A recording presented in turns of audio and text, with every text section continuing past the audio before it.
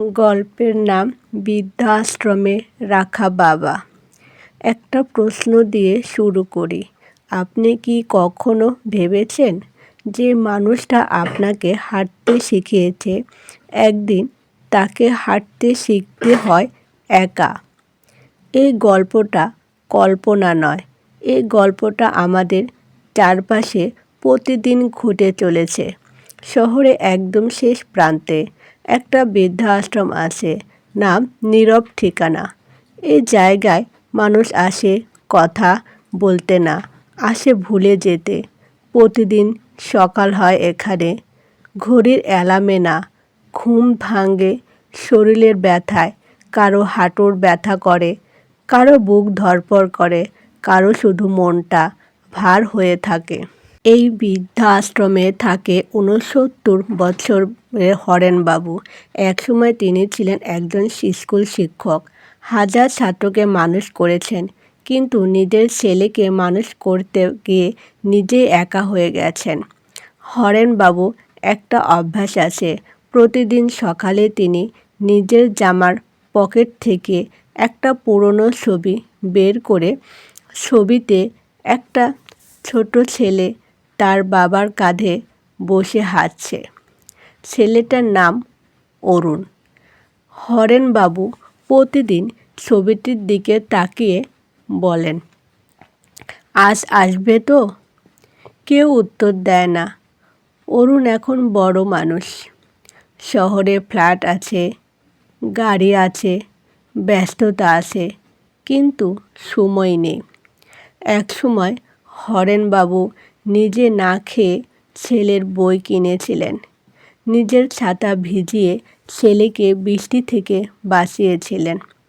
আজ সেই ছেলে বলেছিল, বাবা, তোমাকে একটু সময়ের জন্য একটা ভালো জায়গায় রাখবো।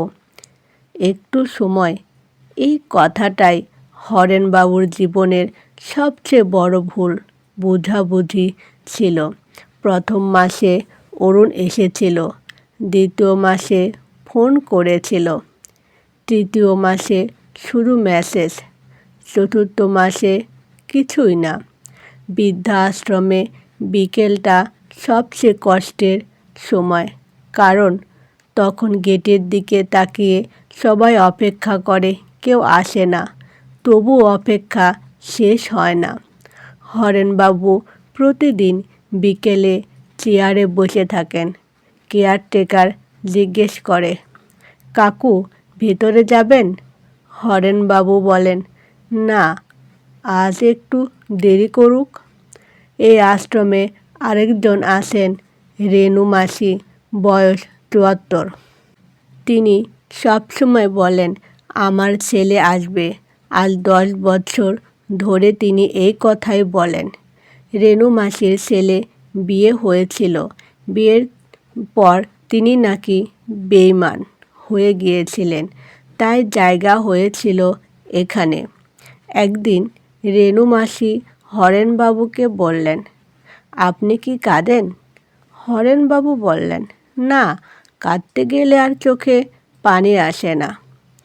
এক রাতে হরেনবাবুর শরীর খুব খারাপ হলো, বুক ধড়ফড় করছে, শ্বাস নিতে কষ্ট।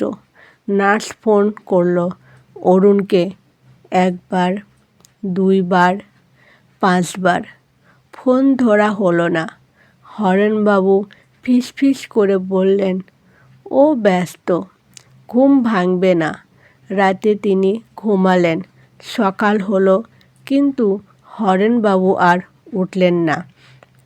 তার বালিশের নিচে একটা কাগজ পাওয়া গেল, সে চিঠি। চিঠিতে লেখা, অরুণ, আমি রাগ করি নাই, তুই ভালো থাকলে আমার শান্তি। একটা অনুরোধ, আমাকে কাঁধে নিতে পারিস নাই, ঠিক আছে, কিন্তু নিজের ছেলেটাকে যেন একদিন এমন জায়গায় না রাখতে হয়। দুপুরে অরুণ এলো, হাত ভর্তি দামি ফুল, কিন্তু ফুল দেবার মতো কেউ ছিল না। অরুণ চুপ করে বসে রইল।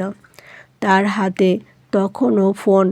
সকালে একটা মিসড কল ছিল, বাবা। সময় ভোর ৫টা ১২ মিনিট। সে কলটা আর ধরা হয়নি।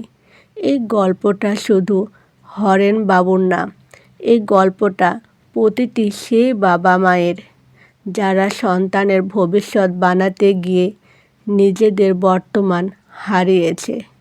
আপনি হয়তো ভাবছেন আমি এমন না, কিন্তু সময় না দেওয়াটাও একটা অবহেলা। আজ যদি বাবা মা বেঁচে থাকেন তাদের পাশে বসুন। একদিন যদি না থাকেন তখন এই ভিডিওটা আপনাকে কাঁদাবে। শেষে একটা কথা বলে যায়, বৃদ্ধাশ্রম কোনো জায়গা নয়, এটা সন্তানের ব্যস্ততার নাম। যাদের হাত ধরে আমরা দাঁড়াতে শিখেছি তাদের ফেলে রেখে আমরা কত দূরই বা এগোতে পারি।